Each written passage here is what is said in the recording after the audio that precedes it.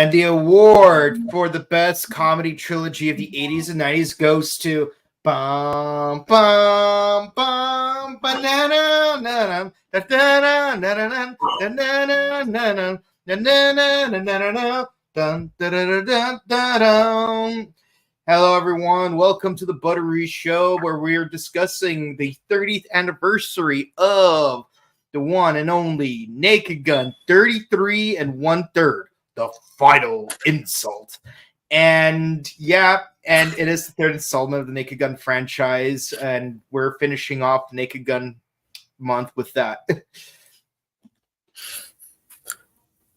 Also, 30th anniversary of the White Bronco. Yeah. And it's weird is how many iconic movies came out in 1994. We got the obvious ones, Speed and The Mask, but we also have this movie, The Crow, Forrest Gump.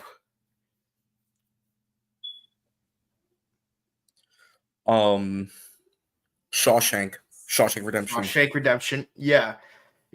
So it's actually kind of funny that this movie features a villain actor who would later appear in the third installment of another movie that appeared this year. Oh my God. Look, yes. Do not taint Fred Ward's name with Salvation. Don't get me wrong, Salvation's not bad, but listen, put respect on Fred Ward's name. Hey, I liked Fred Ward in Salvation. Well, anyways, so hey, it's not like he was Dennis Hopper. So as we said before, Naked Gun 33 1/3 final insult came out in 1994 and is the final installment of the Naked Gun franchise, starring our boy Leslie Nielsen, and now starring Fred Ward, Priscilla Presley, and Nicole Smith, and the one, the only, the Juice. 3 months before.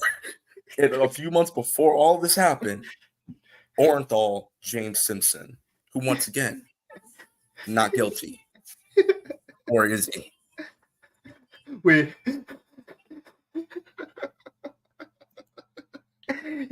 Oh man, I have like so many jokes to crack about this movie.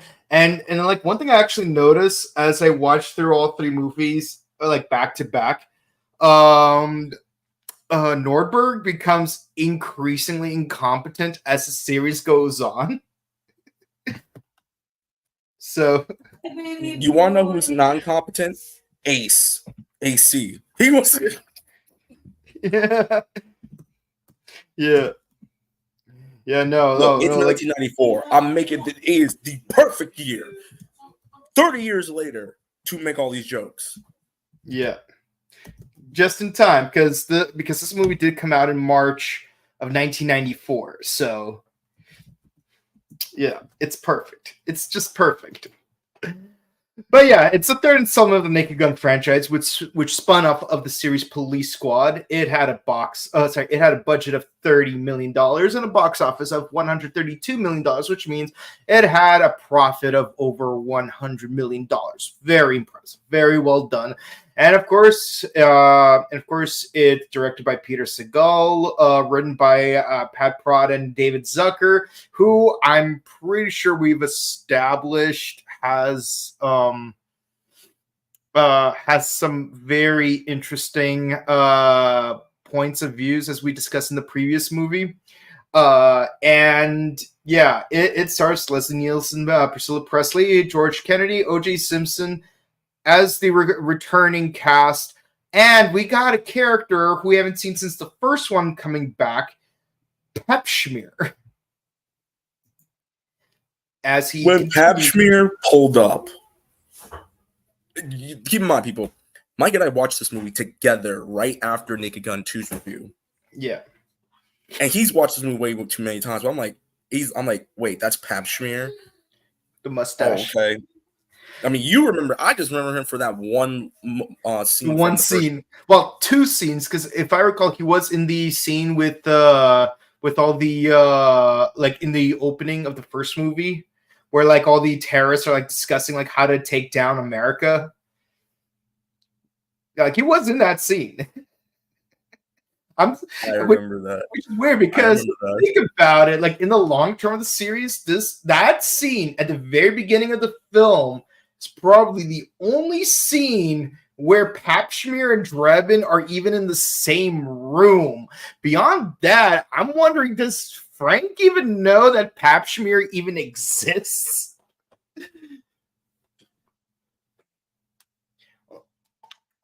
Throwaway character, but we need him one more time for the big bang. And let me tell you, he goes out with a bang too. Yeah, and in case you're wondering, yes, I am wearing a JoJo's Bizarre Adventure Part 3 t-shirt because what is a Naked Gun review if not for a very obscure Weird Al Yankovic reference? Look, Weird Al has completed his. Let me tell y'all something, because we're gonna be going all over this place. Mm-hmm. Weird Al has finally completed his whole trinity, his holy trinity of this series, mm-hmm. with him playing himself. Yeah. And getting his butt whooped by Leslie Neal before he gets on stage with the lovely Raquel Welch, who, yes, people, she unfortunately passed away last year. Yeah. And yes, people, I had to tell this to Mike and several other friends. She was in her early 50s in that movie. Mm-hmm. Yeah, you know, what's really interesting is Weird Al Yankovic in this movie is kind of like the opposite of Bruce Campbell from Spider-Man, where Bruce Campbell appears in every movie but as a different character. Weird Al Yankovic appears as himself. It's finally over. So eat it. Just eat it. But yeah, so like to make a very fast rundown of the movie is Frank is already retired. He like, and it's very noticeable that the only thing that Frank really knows how to do is shoot people, because even in his retirement, like you have banners that say 3,000 dead bad guys and 465 injured ones. But he has to go back in business because there is reason to believe that there's a terrorist plot involving an assassin who's locked up in a penitentiary, played by Fred Ward as Rocco. When I saw Frank Ward on screen, I'm like, wait, because I'm like, this dude's looking a little bit like the father of freaking John Bernthal. And I'm like, oh my God, that's Fred Ward, because they both have the exact same nose where it looks like it's crooked or broken. Mm-hmm. No disrespect to Frank Ward, but like he always had that broken look, nose look to him. Yeah. And like, because I saw Naked Gun 3 before I saw Crow 3, like when I actually did see Crow 3, I'm like, yo, isn't that Rocco from Naked Gun? What is he doing in a Crow movie? I really am sorry that is your first. Don't get me wrong. As much as I enjoyed this movie, not as much as the first two, Tremor should have been your first introduction to Fred Ward. I'm just saying, personally. I mean, like, for me, I'm glad it was either Crow or Naked Gun. In this case, Naked Gun. It was a fun movie. Honestly, I like this one better than the second one, but definitely not as much as the first one. It's one of those movies where one of those trilogies where the first one's definitely the best one. But yeah, the introduction was better though. Yeah, we got TIE fighter scene. Yeah, like just like in the first movies, we got an intro scene with the siren, and here we got the Death Star trench. We got Jurassic Park, a pinball table. It's just they really stepped up compared to the previous movie with the siren. But yeah, so they break out of prison. And turns out like the evil plan was to blow up the Academy Awards, and of course, Frank, in his own Drebin way, succeeds. And oh my God, let's talk. Let's prison talk about break. Yeah, the prison break. Shawshank Redemption on crack. Awesome. How the hell are you telling me that in the 70s, Frank met Anna Nicole Smith's character, and then almost 20 years later, she looks exactly the same? Yeah. And I love how like Norberg has a giant afro where like he can't even go through the room. It couldn't. His afro couldn't fit, just like his hands couldn't fit. If the pro Again, doesn't it's fit, 94 people. you can't. You still can't quit. Yeah, and I actually really love like the references that this movie makes to a lot of other movies that came out in 1994. Like we already mentioned Shawshank Redemption, but there's also other movies that were referenced. Like previously, we've had the Jurassic Park movie, which was from '91. We had oh my god, there's like all these musicals that they keep making fun of, like the Mother Teresa the musical. God dang, there were like so many other references to like other movies that came out in 1994 that were not referenced. Like weirdly enough, the one movie that they did not reference was The Crow. Yeah, because this movie came out. Actually, the reason they couldn't do it was because The Crow came out a few weeks before this movie. This movie came out on March the 18th of 94. No, I totally get it. Like they both came out like in March.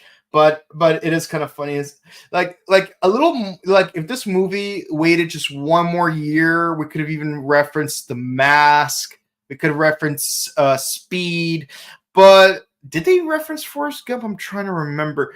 Oh, but I love how like Frank had like this one scene where it's like writing to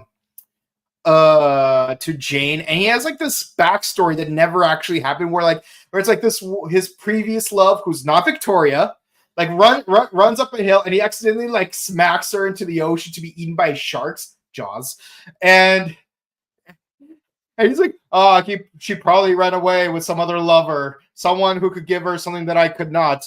And then they got married. They have a kid, which they don't have because the whole point of the movie is that she wants to have a kid, but he can't because the world is not safe for a child. Here's my thing. Priscilla's character. Yeah. How old is she again? Because I'm over here like, Frank, I think you're a little too off your prime. Jane, I'm like, Frank, I think you're a little too off your prime to be a dad. You're like pushing 60 now, if not 70. Yeah. Like there was even a reference that like in the radio, this one goes out to Frank from Jane saying it's bad enough you're shooting blanks. So can you but you even left the door open, you're letting all the heat out. No. Here's my thing. And I need your opinion about this. Mm-hmm. This dude, Frank, was able to pull Jane. And now you have Anna Nicole Smith's character that's trying to pull him. How? Is it the white hair? Is it the experience? I probably same reason. Is it his body count, his literal body count, all the people he's killed and injured? Probably same reason that Steve Martin got so many girls in A Dirty Rotten Scoundrel. It's Steve Martin, though. It's Steve Martin. Steve Martin could pull. Don't give me that. Hey, maybe in that one Clay scene from Naked Gun 2, they probably had Steve Martin as a stunt double. Speaking of which, when she's like caressing his chest, that's probably Steve Martin's chest. Speaking of references, so considering the fact we're talking about the 90s, what did you think of the reference with Anna Nicole Smith's reveal to Frank that made him almost upchuck? Oh man, it makes me wonder, when did the movies The Crying Game and Sleepaway Camp come out? Because that had to have been a reference to one of those two movies. But what about her having two sets of knees, though? I can tell you now. Crying Game came out in 1992. Okay. But yeah, she has two sets of knees because when the camera keeps moving up her legs, we see the knees. Okay, but it keeps going. Another set of knees, and then it reaches her. Oh, good times. Yeah. Oh, what are some of your favorite jokes from the prison scene? How him and Frank were in the same prison cell. And they were trying to be who's tougher. And he's like, my man knows that I am tough. He's like, I don't know you. Yeah. Oh, I love that. How, like, it's like, I've seen things, terrible things. How bad was it? This man used to be white. I used to be the drummer for the Osmonds. Nice Michael Jackson reference. When did Michael Jackson went through severe vitiligo? Like freaking. And there is, and I'm not trying to knock at people with vitiligo. I'm trying to like do a reverse of that Uncle Ruckus reference. Is like, no, you can't. No. I got vitiligo. I'm stop you right there. Don't even try the Uncle Ruck. Don't do it. Don't do it. You will get his can. Don't do it. Oh, don't worry, man. Like I know I'm not like I need to prepare to do an Uncle Ruckus impression. As good as my impressions can be, it's not up to what it should be. So we're good. I real quick want to talk about two things. Mhm. I like the Jane arc where she was had enough of Frank's crap, which is just a giant Thelma and Louise reference because it was Thelma and Louise. Mhm. And I want y'all to know Thelma and Louise is in my top 3 favorite Ridley Scott movies. The other one being Blade Runner. Number 1. Number 2, how is it that she continuously always gives Frank crap? Number 1. And then number 2, takes him back like 2 scenes later. Yeah. I mean, I guess they have this sort of toxicity together where like they're drawn to each other, but they work better as like when they're together than when they are apart. Probably, I don't know. But I do love how what's it called? Whenever her sister like shakes her head, her hairstyle keeps changing. Shh, straight, shh, punk rock. Shh, shh. I hurt my neck doing that. Yeah. I mean, look, people. The amount of neck problems I've had this year and last year, I'm getting too old for this. I can't keep bringing my head back and forth. I can't do that. But no, Yeah. the Academy Award. I just want to get there real quick. Let's talk about the Academy Award. We have a bomb threat. You sent not only do you send OJ to take out the bomb threat, and his gloves fit. But on top of that, you have Frank Drebin fighting Raquel Welch for like what 4 or 5 minutes, and Raquel is whooping this fool. Yeah, and they're like, and everyone assumes he's Phil Donahue the entire time, like even to the point where the camera the camera director's like, it's like remind me never to let Phil Donahue at the Academy Awards ever again. But I have to say, one thing I appreciate about this is that it really predicted the reality that the Academy Awards is one giant circus. Because it's like, there was like an entire Academy, there's like this entire category where like all the movies is like so-and-so, an introspection of so-and-so. And it's like a movie about a woman dealing with some kind of female focused personal problem, like a yeast infection, for example, but in the background of some kind of historical catastrophe, like the Hindenburg or the Titanic, or what's it called, the Buffalo Bill incident of 1991. And I know, like if they let it carry on, there would have been at least one that would have taken place in the background of the Rodney King riots. Speaking of which, Tyrone's like, can't we all just get along? They would have get, and you know who would have been playing the black actor because they need because the Academy Award always has to fit that quota. Yeah, probably Wesley Snipes because he did get talked into doing Tu Wong Fu. Granted, Tu Wong Fu. Amazing movie. I'm not gonna make fun of it. I love that movie. Mm-hmm.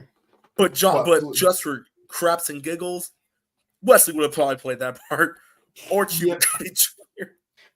Honestly, I feel like it would be Cuba, if anyone, because I feel like he would have that lack of self-respect where he would play that kind of character. I mean, have you seen him in American Horror Story season 6? Actually, no. I know who would do it. I know exactly the actor who would have done it. Carlton from Fresh Prince. Oh my god. Anyways, but no. You do not understand the importance of playing this role. One of these days, I'll get a perfect Carlton impression. But yeah, much like Carlton in one episode. I'll say this. What I really enjoy about this movie, because you said it predicted a lot of what happened, is this movie should have been Tropic Thunder.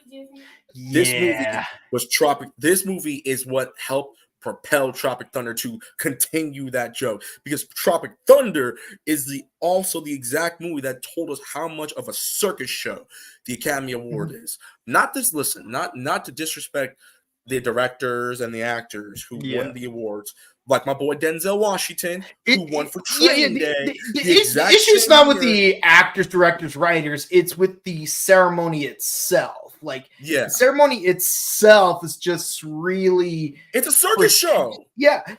Like, I even love how Frank even says, it's like, if everyone dies, it'll be a real tragedy, unless it happens during a musical number. Oh, so you like how Frank Ward legit just swapped his whole life tune book after his mama died? Yeah. I'm coming, mama.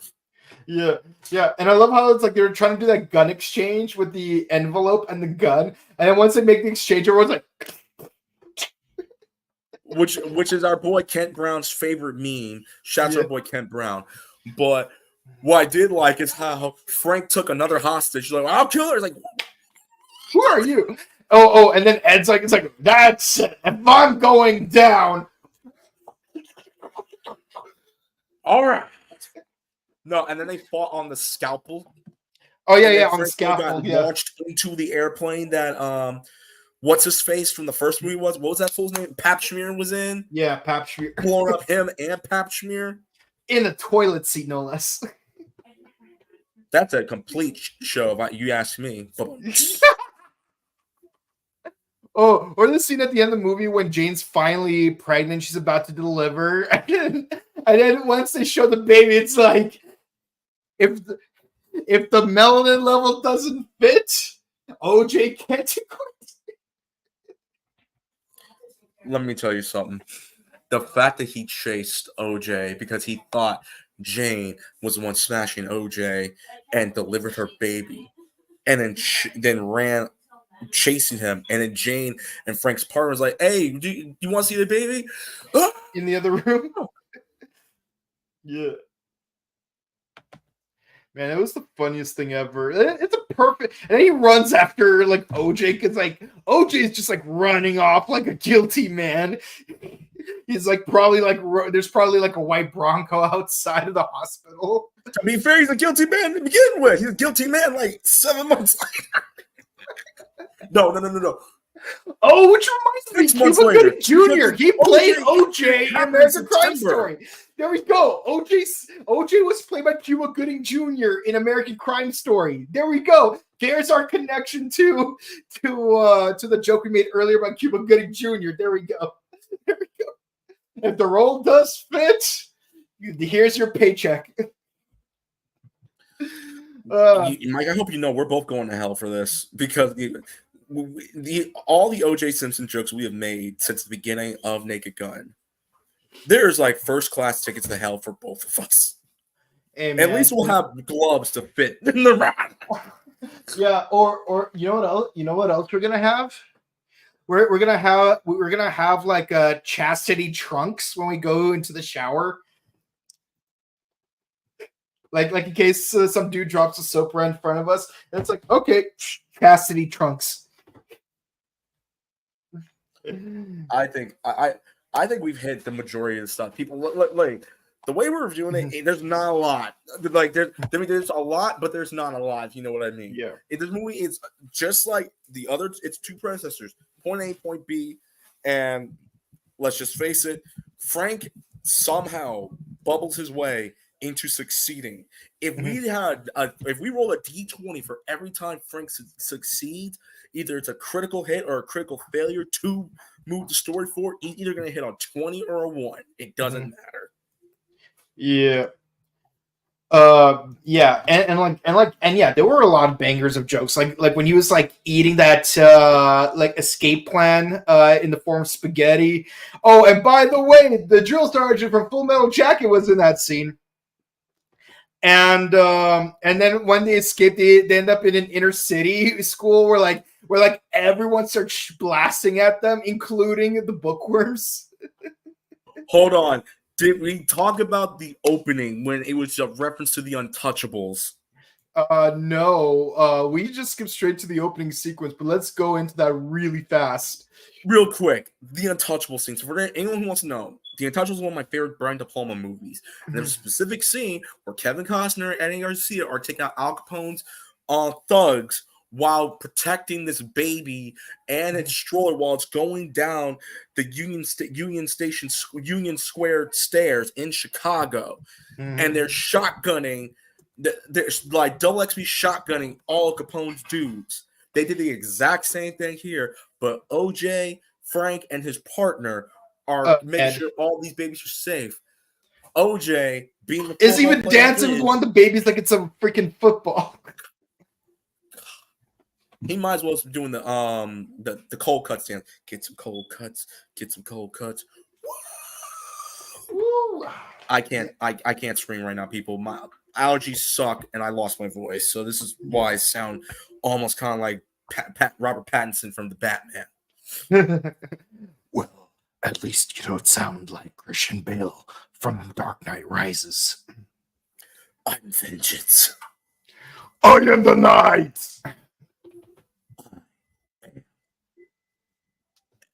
Team Edward.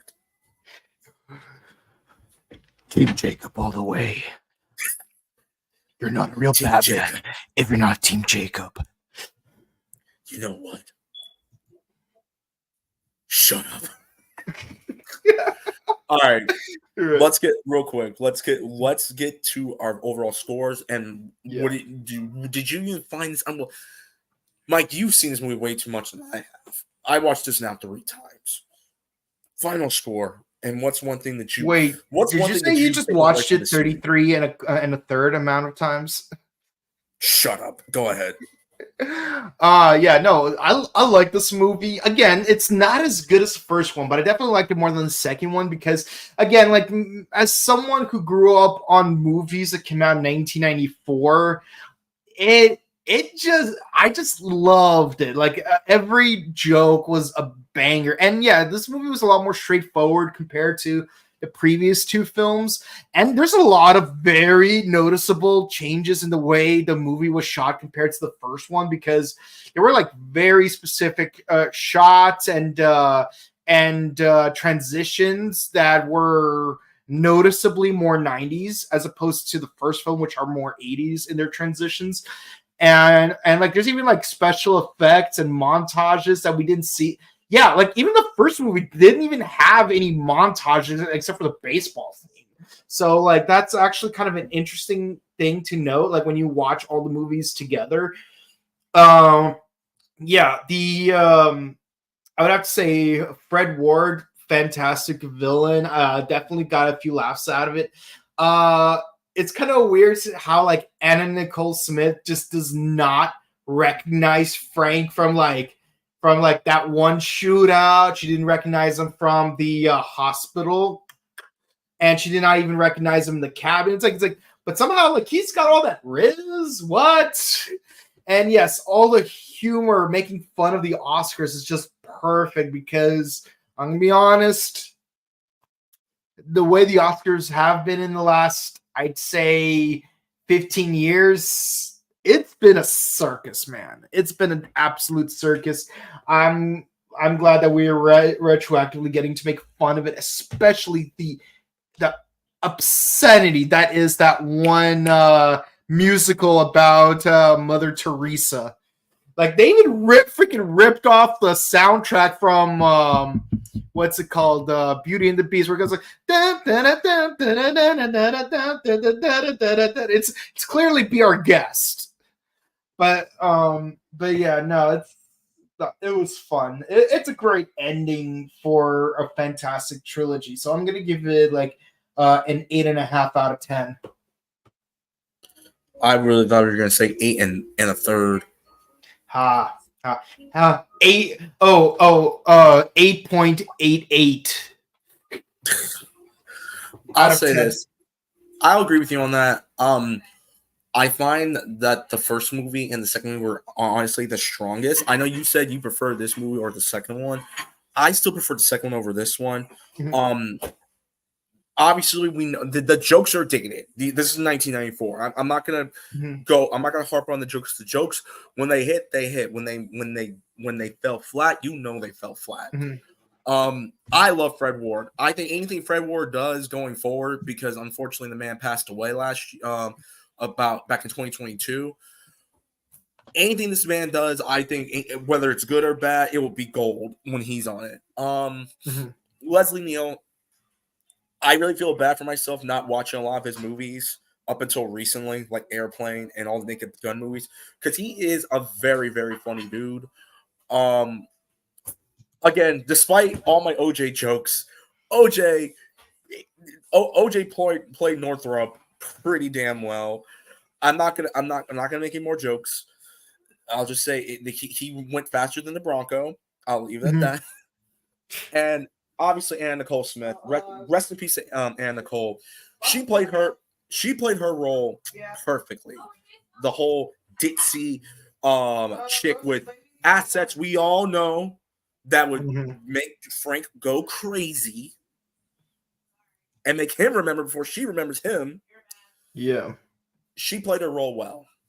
And yeah, I would also agree with our boy Nimitrix 92. Too bad we never got 444 and a fourth. It does suck, because I would have loved to see what they would have done. Probably make fun of OJ more than I did, but who knows? I would give this movie, it's a solid 8 out of 10. It is truly a product of its time, and I would definitely recommend it to any person who has been watching us review the Naked Gun franchise. If you haven't yet watched this series, you are doing yourself a disservice. Watch it. Yeah. So let's see what other comments we got. Okay, Triple O XYZ says, "Oh boy, the anticipation." I know, right? It's like, oh yeah, and that's another thing. They added 72 categories that year to the Academy Awards. When I found that out, I'm like, "Are you serious?" Yeah, I love how like there's like that Steam thing coming out while she's like checking all of them too, like because it's like, wait, is that the one with the bomb? No, it's just Steam. All right, okay, what an end to a great trilogy. Yeah, it's a pretty good trilogy. Yeah, Naked Gun 444 and 1/4, all out of juice.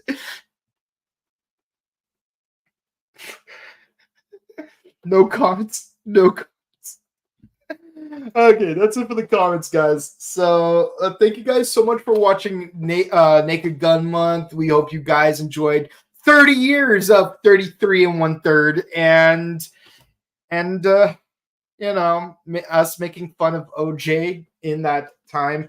And if you haven't seen our past installments, definitely check that out. We've also done Crow Month, which is why we've been making all these Fred Ward jokes about the Crow, and we've done other things like the 90s Batman movies, some anime adaptation in Hollywood, video game adaptation movies, and many other films that we've covered here.